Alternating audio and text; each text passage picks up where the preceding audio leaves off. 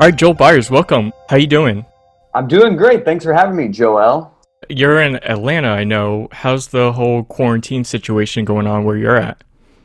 Well, we are definitely on lockdown here, but I luckily have a wife and dog to keep me from eating everything in the house the first week of this quarantine. But yeah, we're just staying in good spirits and trying to stay safe and smart, you know? I mean, speaking of eating, it's hard not to eat at your own home, especially now that you're stuck and the only places available are grocery stores. So you're trying to hoard all the food or trying to get as much food as you can, like the snacks and everything, the dried foods, just in case, this is the apocalypse coming. You want to be prepared at least for food. But Of yeah, at the course. same time, you're just like still hungry and everything. But yeah, it's hard. You can't go to the gym and work out because you got to be careful. Yeah, Mhm. it's difficult times. I'll tell you that. Yeah, it really is, but it's we're all in it together, you know, and it's unknown territory for everyone. So I feel like the more we can do things like this, where we can stay connected with each other, even if it is via the internet, I think the more easy this process will be to kind of overcome. Now, at least for me, social media is best used right now with, everyone being locked up and or not locked up, but at least being quarantined in their own homes. Kinda, yeah. Kind of, yeah, we're being locked up.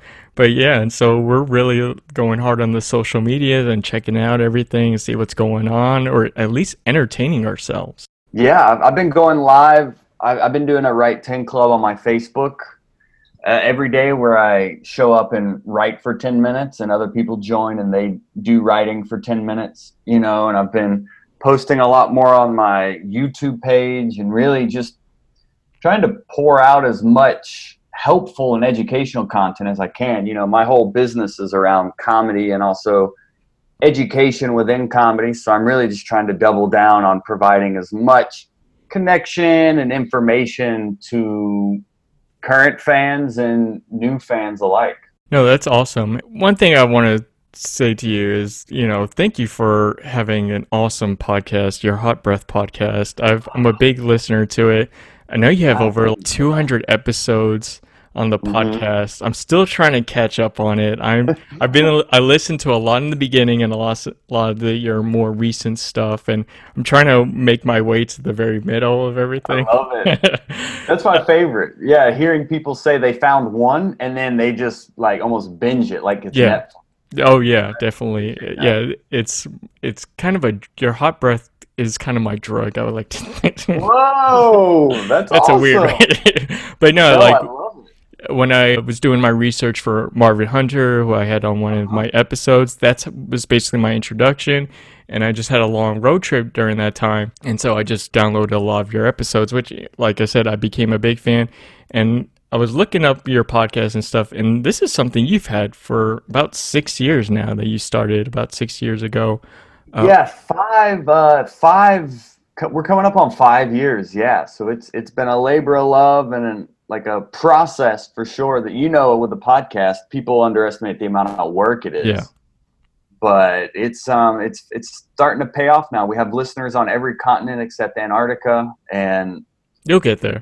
Yeah. hot brethren and sistren, you know, like you reach out every day saying something they loved about the show, an episode they found, or how they found it, or just thanking me for the show. It's really become just really like inside the actor studio for comedy Yeah. is really what it's evolved into. So you saying that, you being a fellow podcaster and connoisseur of it, really means a lot. So I appreciate that.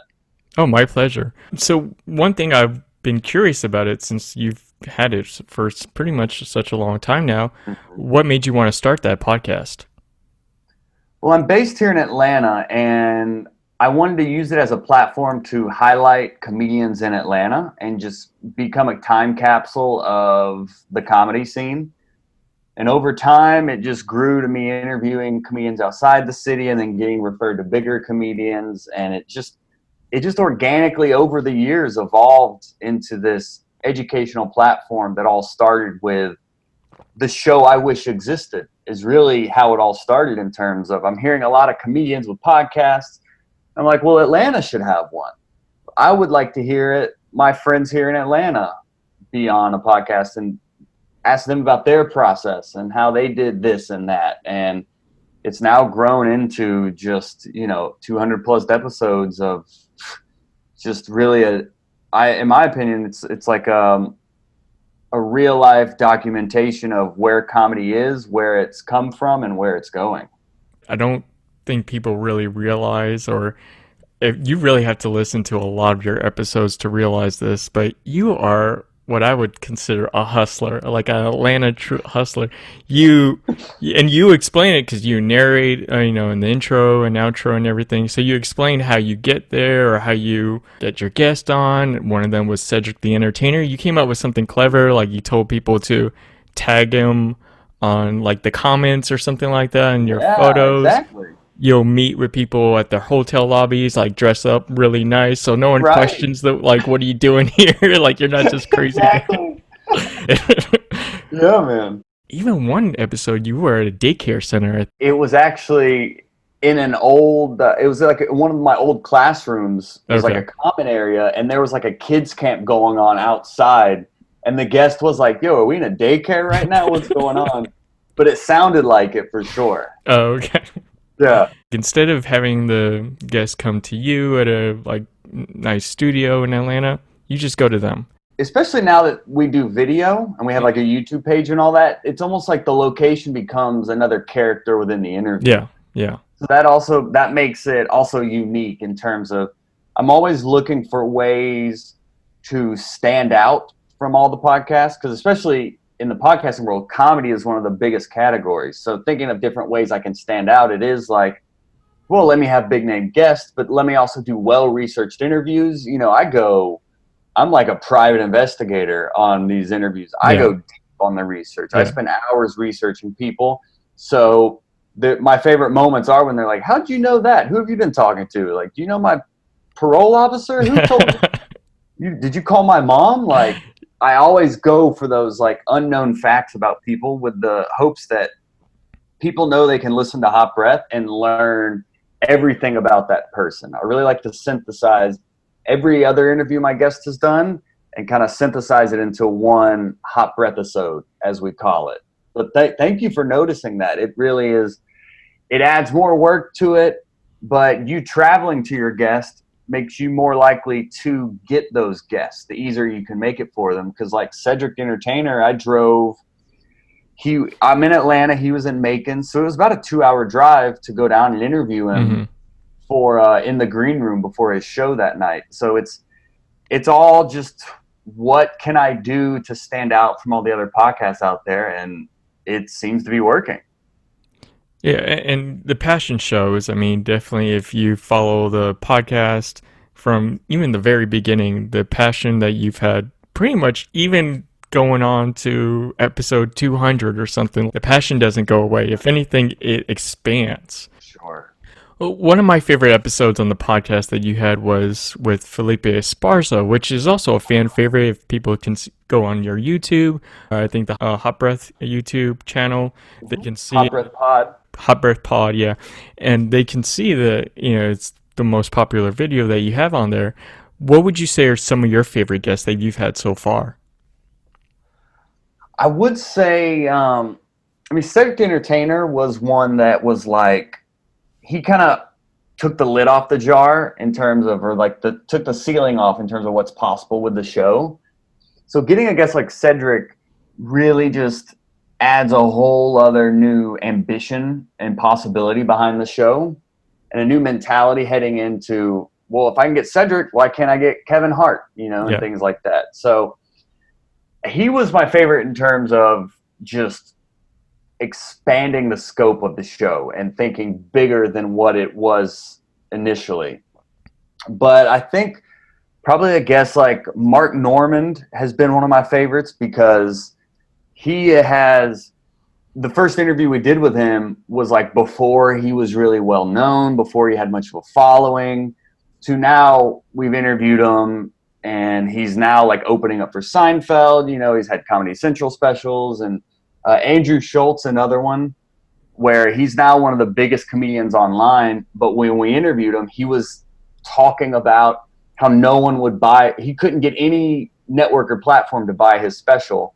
And now he has set the blueprint. All these comedians you're seeing online now, where they're posting clips and they're like doing all the subtitles and the catchy titles and stuff. Andrew Schulz created that blueprint for comedians to start creating their own success and stop trying to wait on someone else to give them the opportunity, but for us to actually go out there and get our own opportunity. So he's another favorite. But even like those early episodes, like you were talking about, like Off Air, like Miss Pat was like your favorite one. I interviewed her before her big boom. It's just cool to interview people in their early stages and them talking about things they want to happen, and then actually seeing it happen and getting to do a follow-up interview with them to like kind of chronicle and be a part of their journey. And I think that's why people connect to the show so much, because you do hear that passion behind what I'm talking about, but also what the guest is talking about. And it really shows the more vulnerable side of comedy, where you see comedians on stage and they're just being funny in the life of the party, but this really gives you kind of the reality behind that comedy. No, you're absolutely right. I know your podcast is pretty much for people who want to be a comedian or fans of comedy. I'm not a comedian myself, but I would like to consider myself a fan of comedy. And no, it just definitely gives you a different side or everything. And you have to understand that if you want to be a comedian, there's work involved. You can't just be a funny person. You have to actually sit down and write and rehearse and go out there every day and just exposing yourself. But no, like you mentioned, you've had some people on there that didn't really blow up at first, but later on they would blow up. Like I love Dulce Sloan. Yes. Yeah, and she's obviously big right now. Tone Bell, very funny guy, but you had these folks in the beginning too. Yeah. But now they're just like pretty much big stars in the comedy field. But yeah, you pretty much interview everyone out there. I mean, that my goal with it is to really start to capture comedy in a way it never has been captured before, and to catch get the big names like Cedric, but also the future big names as well. And it's something that I've just been consistent with, which I think is important for people to understand that, like, I'm in the middle of it, but someone looking to start a podcast or to start something they're passionate about, it's kind of like, don't compare your beginning to my middle, to where it's like, oh, I could never do that because look at where he is or whatnot. I still have a long way to go. Yeah. But it is, a lot of times we hear people in the middle of it and it's like, oh, you've done all these cool things, I could never do that. It's like, hey, this started on borrowed equipment from a friend who was an audio engineer. This started with just terrible, like clunky interviews, not in great sound quality, and just learning through the process. And now 5 years later, people are stumbling into it, and it has an international audience, things like that. But for years, it was like 20 listens a week. Yeah. And half of those are my mom. It's like, but it's something I'm passionate about, and I created a podcast around something I really care about. And I know a lot of people are wanting to start a podcast now more than ever, and it is a question to ask yourself, is if you're going to do this, be willing to put in I've spent over 15 hours on a single episode that is an hour long, so there's a lot of work that goes into it. So make sure whatever you decide to make it about, that is something you care about and you're passionate about, and that you would do regardless of no one listening. Just create the show you wish existed, and all the work will be worth it. Listeners will come. Just make what you want to make, the content that you are passionate about, and make it without assuming any listeners are going to hear it right away. Just they will come. If you're passionate about it and it shows, if it shows, listeners will come. Yep, and being consistent with it. Yeah. Like my show's 8 a.m. Every Monday, and it's like whenever you say you're going to post, is it every week? Is it bi-weekly? Is it monthly? Whatever it is, just be consistent with it, and that'll create trust within your audience. And you really devote to that schedule too. I think I remember one episode you were saying that it's like 7 a.m. in the morning, and you're like, I think it was a short one too. Joel goes deep. Yeah. Oh yeah, I told you I listened to everything. My See, man. oh yeah, yeah, I'm a hot brethren. Yeah. But yeah, like you kept saying like it's 7 in the morning, but you're like, I'm gonna get this out to you in the morning, like, Mhm. yeah. So you really commit to that schedule. Oh, dude, Roy Wood Jr. On the Daily Show. We were talking about Hmm. Dulce Sloan earlier, but Roy Wood Jr. The interview I did with him, he was in Atlanta. He filmed two tapings of his Comedy Central special, and was still willing to get up early the next day to meet in the hotel lobby to do the interview. And we Oh met at wow, like 7 a.m. wow. There was one episode I remember I had forgotten to hit a button on my microphone, so the intro didn't record. So it Mm. was like 6 a.m. I'm like hunched in my closet, trying not to wake up my wife, like doing the intro, Yeah. and it's yeah. I mean, all the things people don't see, but I'm glad you noticed those. Those are the moments where you're like, hey, I don't feel like doing this Yeah, in this current moment, but I know I will feel better after doing yeah, it. So it's just forcing yourself to do it, and it can only really be done if it's something you're passionate and like care about. yeah. One question I like that you usually ask your comedians, especially specifically the ones that are comics from Atlanta, is that Mm-hmm. you say a lot that being a comedian from Atlanta, you've been booed at some point. So, Yeah. yeah. And you ask this to all your, at least for your comedians from Atlanta, you ask this question, they always have some story to share. So, being a comic from Atlanta yourself, do you have any boot stories that you want to share for our listeners? You're gonna make me relive these, Joel. But it is like I ask all my guests, like their worst bombing story or getting booed or Yeah, whatnot, because yeah. I just want people to understand the perspective that like we're nowhere without our failures, and no one's immune to the failure. Mm-hmm. So I ask all my guests that, but Atlanta is known to boo people. So definitely when I'm talking to an Atlanta comedian, it's like, when did you get booed and what happened? Yeah. And I've lost count of how many I've had to go through in terms of Mm. like bombing on stage and getting booed. I mean, there was a nightclub here in Atlanta called Taboo. Okay, the word boo was in it, and I still showed up and did comedy there. What version I thought was comedy to getting booed at Taboo was a very interesting experience, but it was interesting to hear a boo can come all at once, or it can start to spread like a yawn through the audience where like Mm. one person boos and then it kind of spreads to the next person, kind of like you see one person yawn and then the next person Yeah, yawns. And yeah. so I wasn't Oh doing man. well. And I heard a lady in the back boo, and then somehow it spread, like a lady on the right side of the room booed, and then it kind of started to converge in the middle to where it just Oh. more and a little more, and then it started off as a few pings that turned into like a tidal wave of just Oh boo, man. and then I just did the only thing I knew what to do, which was boo them back. So I'm trying to out boo an audience that came to a comedy show at a place called Taboo. And I remember there were couches on stages. There was hookah. Like, this was not a good place for comedy. I ended up just laying on the couch like I'm in the therapist's office, Yeah.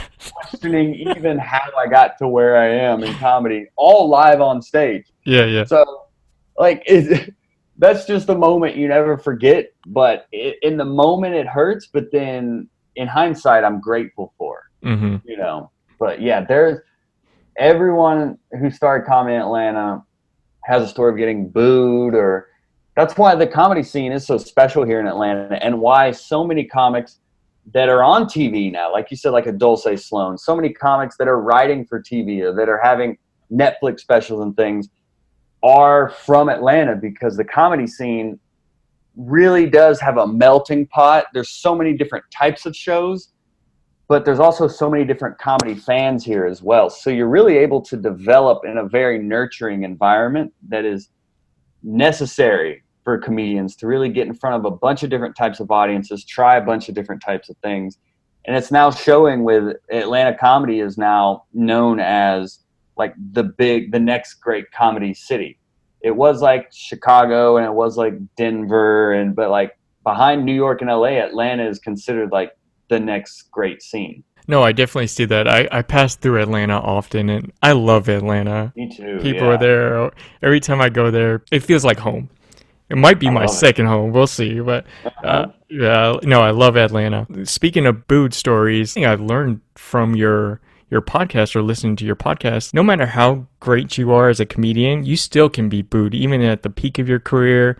You Hmm. mentioned Dave Chappelle's been booed previously, or Hmm. from one of his shows. So no matter how good you are as a comic, you still can get booed at any point in your career.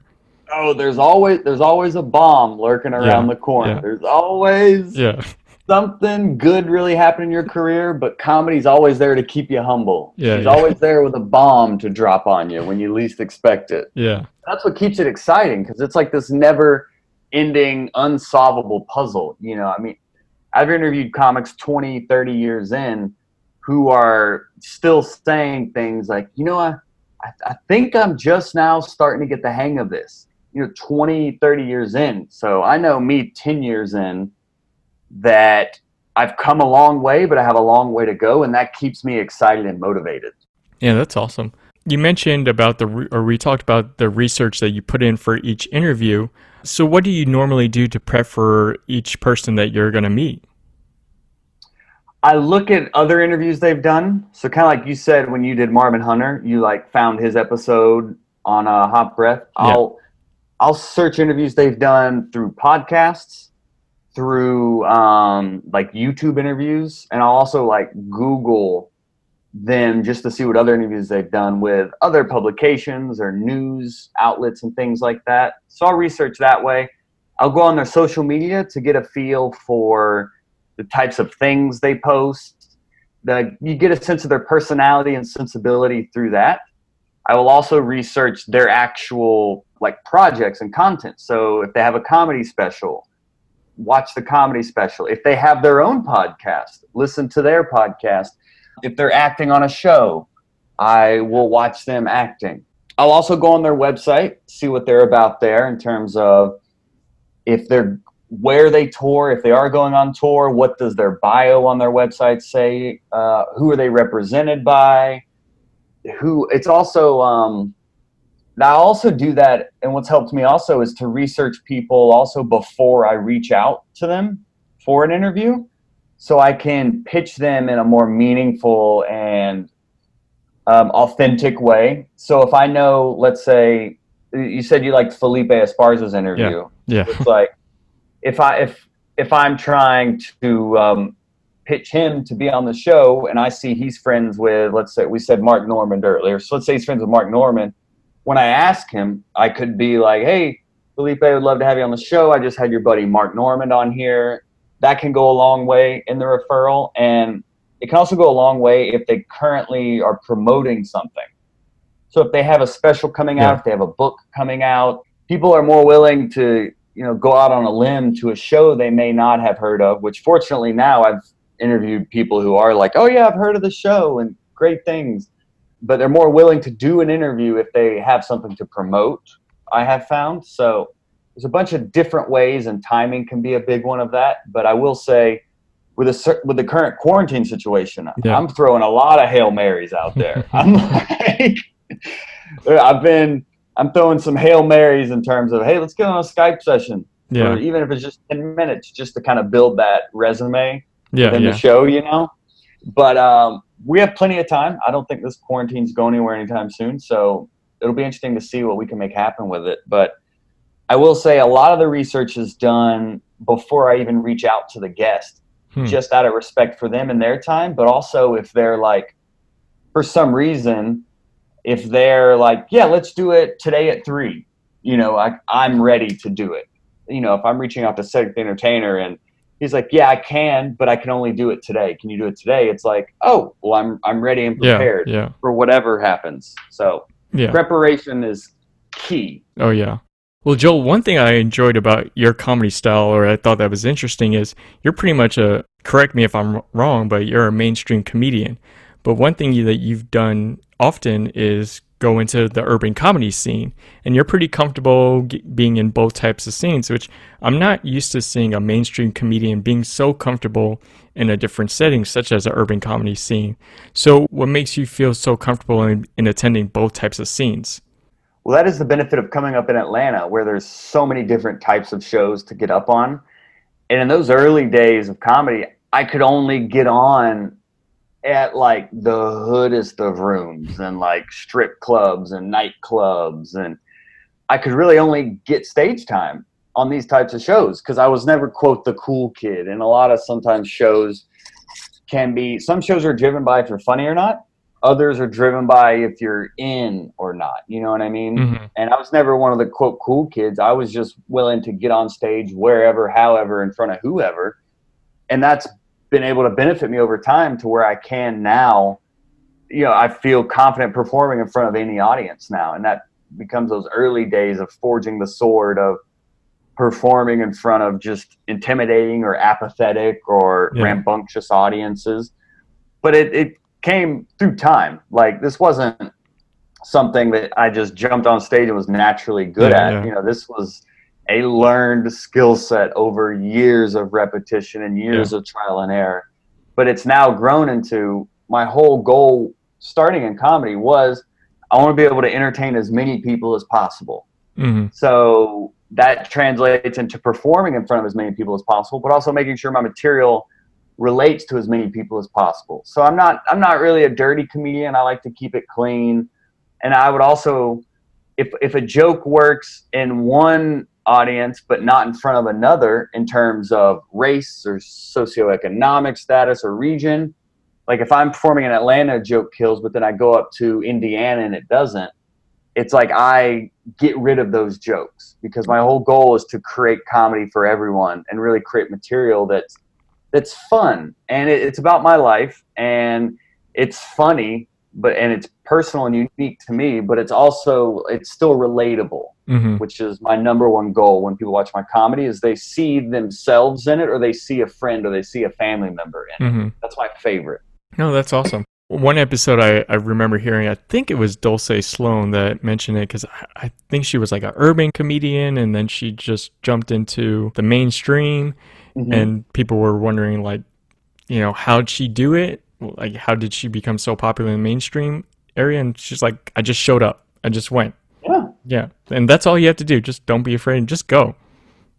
Yeah, I mean, a lot of people want the quick fix or the hack Yeah. around the work, but you can't outsmart the work. I mean, Yeah. if you're Yeah. seeing someone that's successful, it's not by accident. You know, it's because they Oh, put in yeah. the work, that paid their dues, and now the dues are paying them. Oh, But yeah. a lot of people don't see that process. No. Which is Yeah. why I'm so proud of the podcast, is because it does document that process and really show that, oh, people aren't successful on accident. You know, these people are paying their dues, and they're Mhm. earning this the hard way. And you know, for me, for instance, 10 years into comedy, there were moments where I'm like, oh, why not me? Why them? How Yeah. did they get that and not me? But at this point, I'm so grateful for the path I've been on, because now everything I have is mine. Everything I have, I own. It was all built independently from the ground up. And I've learned, the long road it takes longer, but it also takes you farther. So I'm Mhm. so grateful now in hindsight for the process, and just that grind, that, I didn't get a quick early success or things like that. It's just been like a gradual incremental build, but it's been built on a strong foundation that I'm very proud of.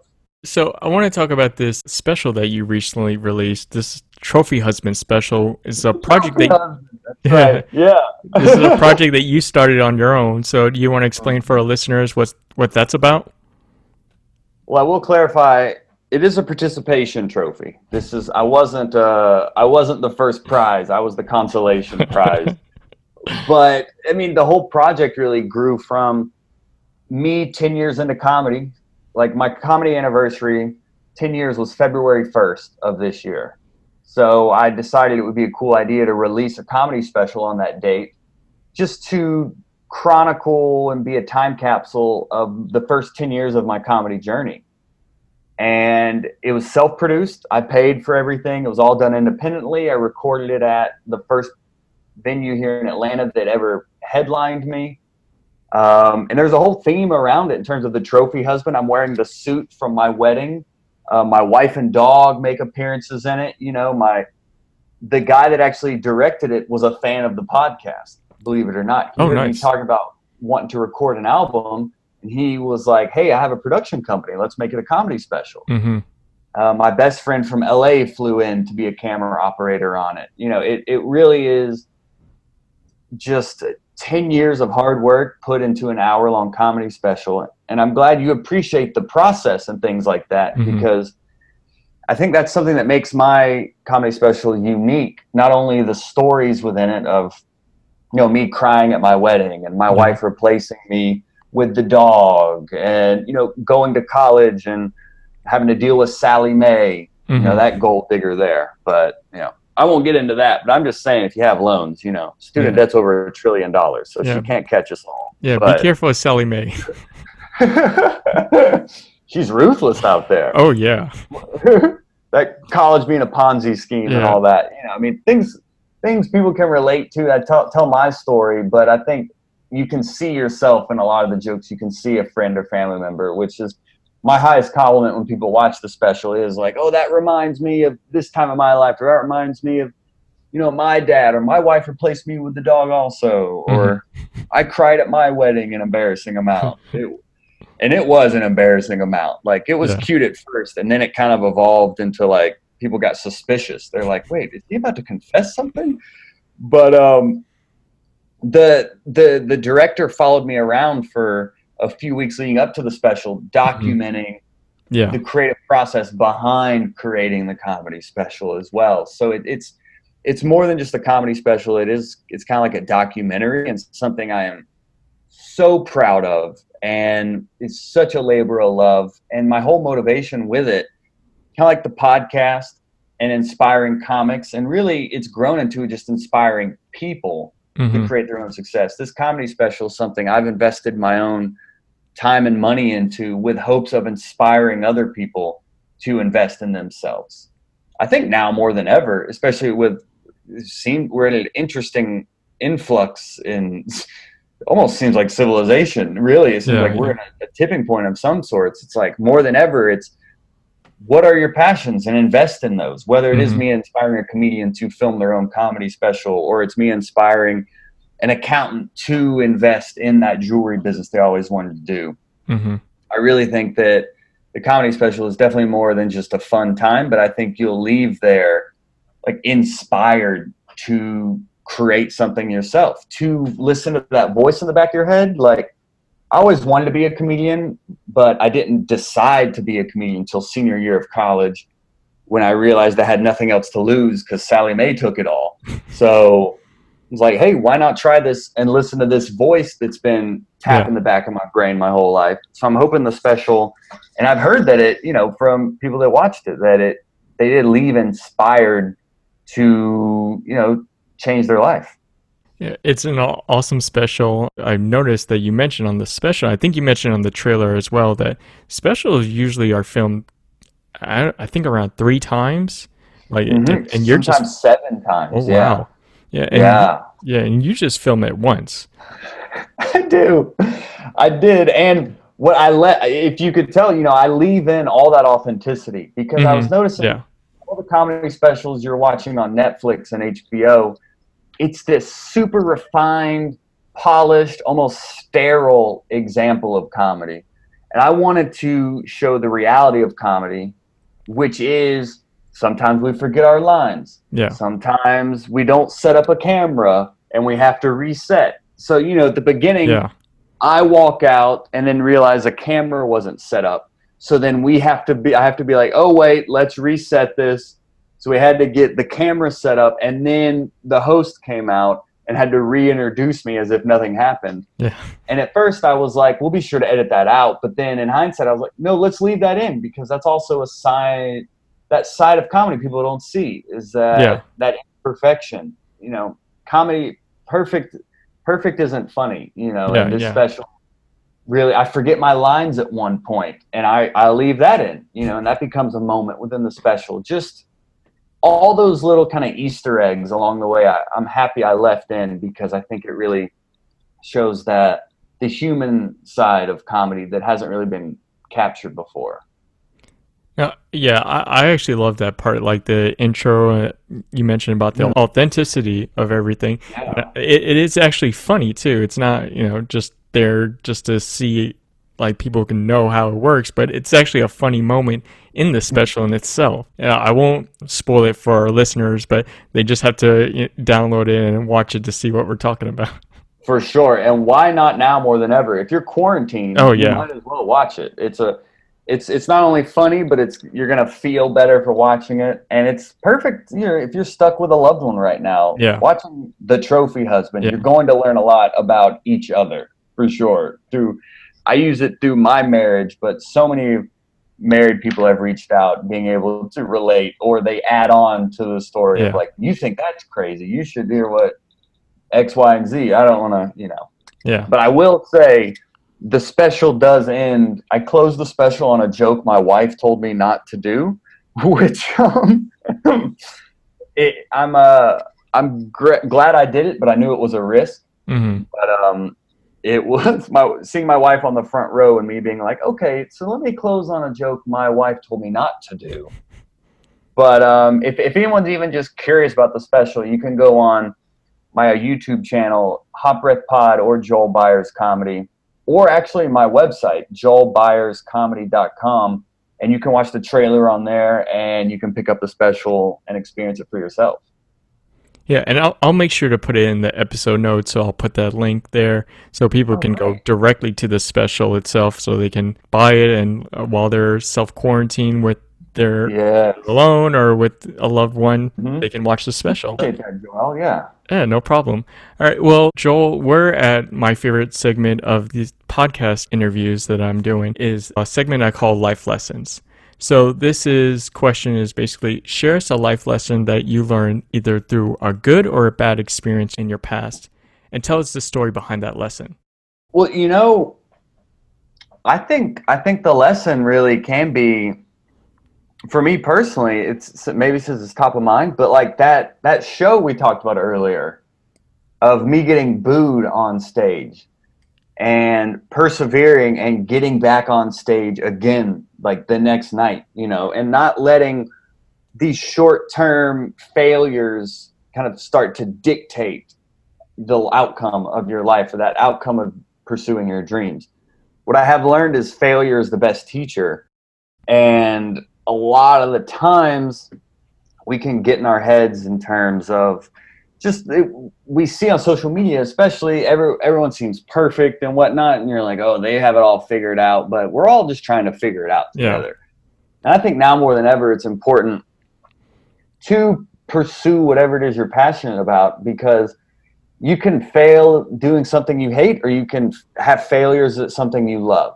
Hmm. And the podcast has been a labor of love with a lot of failures. I've deleted episodes. I haven't had it recording the whole time. Like, there's just so many different things that have happened along the way. But really, the failures, if we're going to keep it to getting booed on stage, I think the lesson was to just not get too low and also not get too high. I like to stay like in a middle frequency, Hmm. where if something great happens, I appreciate it, but I don't like gloat about it, or I don't let it go to my head. And if something Hmm. bad happens, I don't go down to that level. I don't stoop to the level of how low it is. Hmm. I really look at the lows as like, the lower the lows, the higher the highs, kind of like a trampoline. Hmm. For like, the further you go down, the higher you'll bounce back up. Yeah.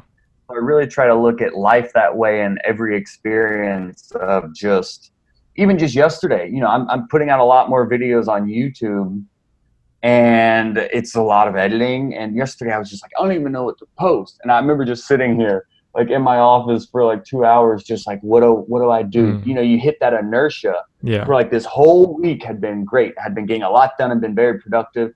And then you hit that inertia, Yeah. and it's important in those times to just keep going. Yeah. moving forward, even if it's inch by inch, because we're all in the high times, we're all like, yeah, this is great. But in those low times, if you can just keep moving forward and Mm-hmm. not giving up and inching, crawling your way through those low times, that makes the high times even easier. But just know, if you're struggling, you're learning. I feel like if you're not having a failure, then you're not trying hard enough. No, that's amazing advice, man. So that was a Yeah. kind of a rambling answer, but No, went off on a little it bit of was a well tangent needed. I there. think listeners need to know stuff like that. Hard work is not all going to be easy. A successful podcast there's hard work in that. I think I saw a posting you did about Joe Rogan, and obviously he has the most popular podcast, but he started with just, I think, a buddy of his had a mic in front of them and table in a random room, and that's how it started. And now he's like, Yeah. I don't know, 1,500 episodes in and stuff like that. But yeah, there's No work. expectation. Exactly. He started it just because it was like it was just like a passion of his. He Yeah. didn't start it to become a popular podcast in the world. He started it literally because it was something he was interested in. Yeah. And starting is the hardest part. Starting is for sure. I went like my whole life wanting to do comedy, but never deciding to. And then once I started and decided to, then that's how we got to where we are today. But starting is the hardest part. And starting, if you want to start a podcast, or you want to start a jewelry business or whatever, starting may not mean, okay, well, what equipment do I need or what tools do I need? Starting could literally just be Googling how to start XYZ. Or if you have a friend that does it, reach out to them and ask them how they started. That can be starting. Listening to this podcast, I hope, is the start for a lot of people. And then them watching my comedy special is what really gets them started. The Trophy Husband, available at joelbyerscomedy.com. Well, Joe, this has been an amazing conversation. I don't even look at it as an interview. I feel like this is more of just a conversation between you and I. Before we wrap up, is there anything you want to share for our listeners? I mean, we've covered a lot, Joel. I mean, I know I'm Joel and you're Joel. I think there's something magical going on here in general. There's some chemistry between us, between There's some Joel and chemistry. I Joel hope my wife combo. doesn't hear it. Yeah, there's Trophy Husband. I can't blow my cover. Yeah. I'm excited about giving up, but for now, I got to keep it together. Our anniversary is April 1st. Actually, we got married on April Fool's Day. That was my idea. That's the last idea she's listened to. But I appreciate everyone that listened, and I'm happy and more than willing to answer any questions anyone has, to connect in any way on social media or via my website, or wherever and however. I grew up in a house of educators, so we never really had money, but my mom always taught us to still help people in whatever capacity you can. So it's really become beyond just a comedian and beyond just educating. I'll do Skype sessions with people and things like that, but it's become more of just a passion to connect with people and to help people however I can. So really, if I were to leave your listeners with anything, it's an open invitation to reach out and connect with me at whatever is the most convenient medium for you to really continue the conversation. Yeah, that's great. But yeah, Joel, thank you so much for joining us on Irie Chat. For our listeners, definitely catch the Trophy Husband special. I mentioned I'm putting the information or the link in the notes, along with your Instagram or how people can contact you and follow you. So they'll catch all of that in the episode notes and your website. So I'll make sure to put all of that. But Joel Byars, thank you so much for joining us on Irie Chat today, and best of luck on everything. Thank you, Joel. It's been an honor and a privilege.